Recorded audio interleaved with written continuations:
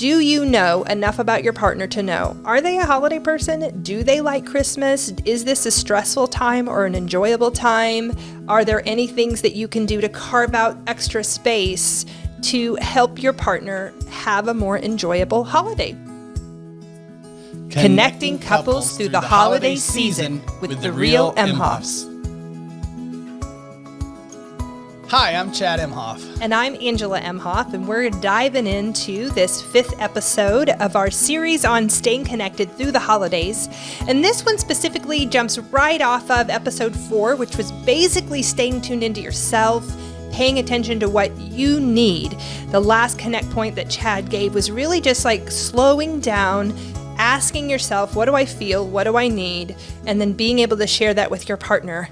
This episode, we're going to flip that and now get you to ask your partner what they need from you. This is really about being mindful of what your partner needs during this holiday season so that they have a good time as well. Sometimes in this season, exactly what we said in the last episode, you get so caught up with all the things that it's not until the end of basically the 6 weeks between Thanksgiving and New Year that you go, oh, hi. Have you been here the whole time? Yeah. I've missed you.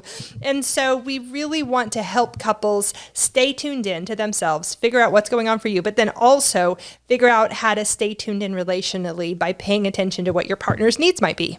Yeah, that's great. As we're sitting here, I'm like, sometimes it can feel like we're being a little bit contrived or like this is made up or it's forced or placating. And I want to say that that's not what we intend. But I've got to say that if during this holiday season, I know that Angela needs to be seen, to be valued, for me to notice the decorations or to see the things that she's doing, it makes sense that I would do that. She knows they're not my thing. Yeah. Right. She knows that's not what I'm not like. If it was left to me, I probably would not decorate the house there might be one Charlie Brown Christmas tree somewhere, but I'm not going to spend the time and effort that she takes to make the house look the way it does.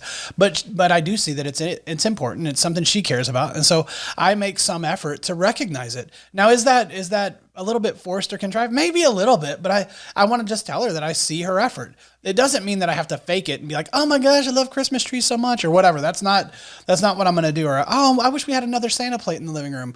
But I think he's kind of making fun of me. Could we come up with another nativity location? No, I collect nativities. I'm not kidding. Now listen though, I think this is such an important point to make because obviously the tree behind us, we talked that I put that up. I'm not making fun of you, I know you're not. Yeah. And I know that we have learned how to kind of appreciate each other.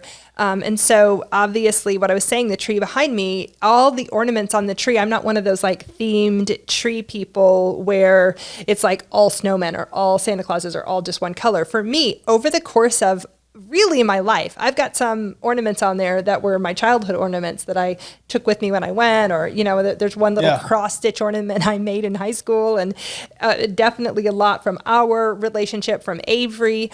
There are a lot of nostalgic, sentimental things that matter to me over the holiday season that don't matter to Chad.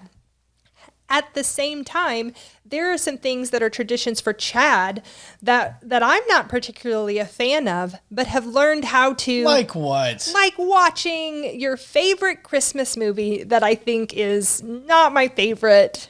We're going to lose listeners over this. Chad really likes... Go ahead and say I don't know what you're talking. Everybody enjoys the classics. No. Everybody enjoys the classics. Don't leave him hanging any longer. Christmas Vacation? One of Chad's favorite holiday movies is Christmas Vacation. It just makes me feel uncomfortable. It's not my favorite. I get to watch it every other year. We've made a plan. It's like visiting the in-laws, sort of.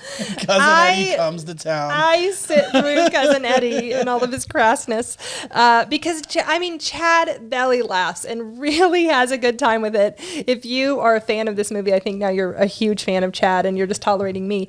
But the idea there is that, he isn't as excited about all of the decorations or some of the things that I am. And I'm not as excited about some of his stuff, but I care about him. And we have made a plan, that strategy we talked about in episode 1, to stay connected.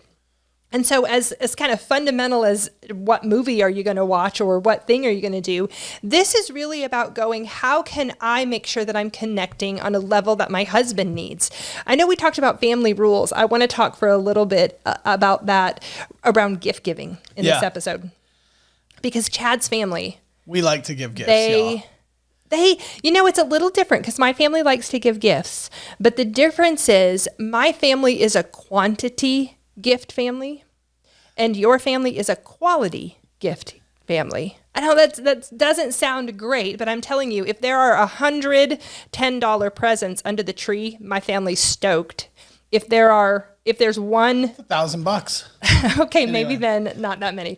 There are 20 $10 gift 200 gifts, bucks, okay. Then my family's excited. If Chad has one $200 gift, he's excited. So there are even differences there that we have had to adjust for me to go, you only want one nice thing and you want to have influence in what that thing is. How do I meet your need? How do I go, what do you need during this space? And those are logistical, but the reality is it's the same thing. Is there something I can do to support you during this holiday season?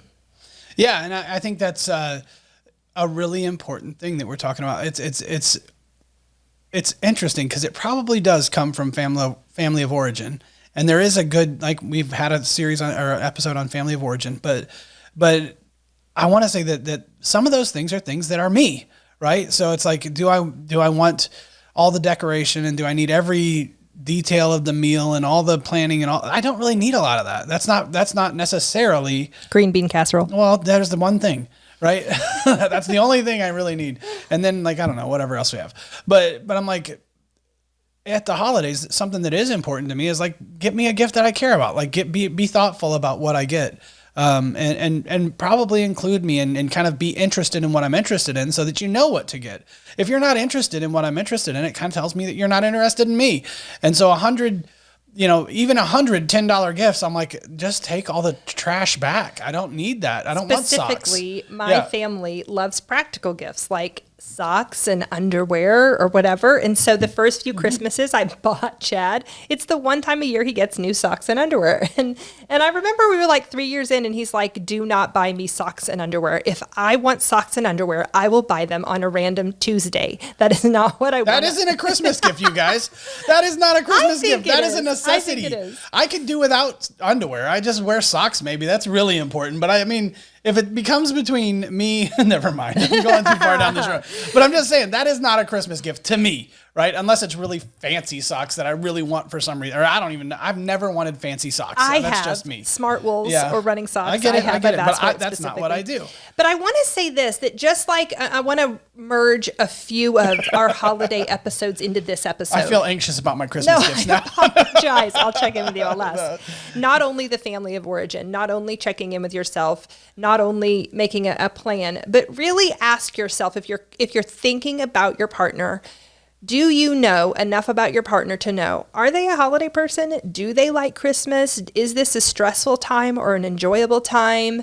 Are there any things that you can do to carve out like the turkey, to carve out extra space to help your partner have a more enjoyable holiday? And that's what we're asking, is for you to be mindful of that and then be intentional about saying, hey, when we were talking about and planning this episode, I joked about the connect point, which we'll get to in a little bit. And I said to Chad, the connect point needs to be, what do you need from me for Christmas? And Chad's like, that is a horrible question. And the tone is bad. What do you need from me? Go. Just leave me alone. I got you socks already. Leave a checklist. I'll get it done. It's not really. Did anybody else? This is a side note, Ange. Did anybody else out there?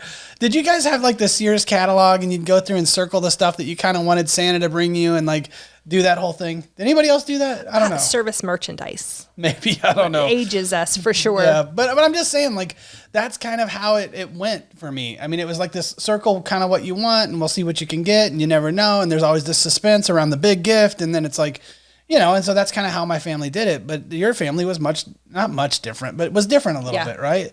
it was like, okay, we get a lot of stuff and they buy, I'm not saying it's low quality or cheap stuff, but I'm like, it's like they get more things, but just not the big things. And right? I would even say for us, historically, our family were kind of self-starters or self-developers. We didn't have a lot of finances. Growing up, I remember that as cousins and aunts and uncles, we would draw names so that you could get one nice gift, and there was usually a price limit on the gift, and everybody would exchange. We'd pull the name and who got who what. But our family over time, as we have, had some, better times financially, we're able to get more gifts. And I think that's almost even why that family rule plays out. But we digress a little bit from the idea that it's important to say, hey, what can you do to support your partner during this holiday season? And even how do you have that conversation? For us, we're talking about gifts because there has been some tension around how we both approach gift giving differently. Even when we had Avery, this is a conversation that has come up because between my parents and his parents and aunts and uncles and cousins, she gets so many gifts. I think it was like 2 years ago, I said, I need you to help me. This is what I need from you. Tell our parents everybody can only buy her one gift. She really only needs 3 gifts. Jesus got 3 gifts from the wise men. That's plenty of gifts. So we tried to set a boundary with our family. It didn't go well. Now she gets twice as many gifts. Now each member of the family gets them 3. I'm like, oh my goodness. But anyway, it's being able to say, maybe even piggybacking off of the last Connect Point conversation, which is this is how I feel, and I want to include you in it. Now I want to say, hey, how do you feel during this holiday season? Can I check in with you? How is it going for you? And can I do anything to support you? Is a really important conversation to have with your partner. To keep you connected. Yeah. And so really what we're saying is be intentional about asking those questions. Really. That's what you're saying is like, what are the things that you expect, Angela, if I'm asking this question, what are the things that you want, that you expect, that you would like during this season? It's easy for us to try to, maybe we ask that question, but to not then give it or to judge the answer. Like if Angela says, well, I just need 10 little gifts under the tree and it makes me feel important. And I'm like, yeah, but don't you want, I'm going to use a bad example, but like a tennis bracelet or diamond earrings, and she's like, no, I don't like I'm not those things. a jewelry fan, actually. So here I am trying to somehow play out something that I might, not that I want a tennis bracelet either, but I might want to give you. And it's like, wait a minute, is that really her need? Is that really her want even?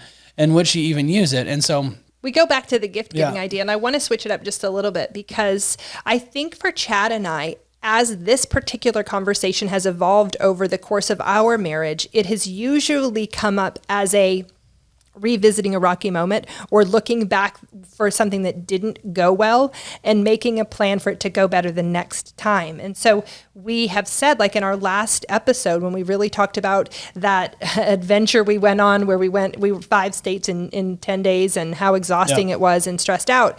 After the fact, we realized, we could have done this differently. And Chad was able to say, wait a minute, what do you need in that space? And vice versa. He needed some time with his cousins, but not at that particular point at the cost of me feeling abandoned or alone. So we had to navigate, both of us being able to pay attention and say, this is how can I help you get the time you need, and how can I help myself, or can you help me get the time I need? And so this is, sometimes you land in this conversation after you've missed your partner. After you've overlooked them or they felt overlooked, or after it's kind of gone sideways, and you come back and say, man, I feel like we got sideways, or I feel like that didn't go well. What do I need from you? But we're saying if you can even review the holidays you've had or review times when it might have gotten sideways, to say, hey, I want to make sure that this holiday season goes better than times we've had bumps in the past. Is there something specific that I can do to support you, or to let you know that I want to see you and I want to hear you and I want to know what is important to you during this season? Yeah. Which is really, it's really important. I mean, we've got to find ways and know how to show up for each other and what that means. And so specifically, what is it that I need in times when I'm in a bad place? I mean, I'm not putting you on a spot, but I'm like, I have to know that so that I can share that with you so that you can give it to me. Yeah. Right. And have to know kind of like who I am. So that's why we set that up the way we did. It's like, how am I doing? Right. Like how am I doing in this season? But generally, I mean, this could be outside the holidays, clearly. we were asking ourselves, how are we doing Yeah. at any time? And what do I need from my partner to feel, I don't know, loved, accepted, wanted?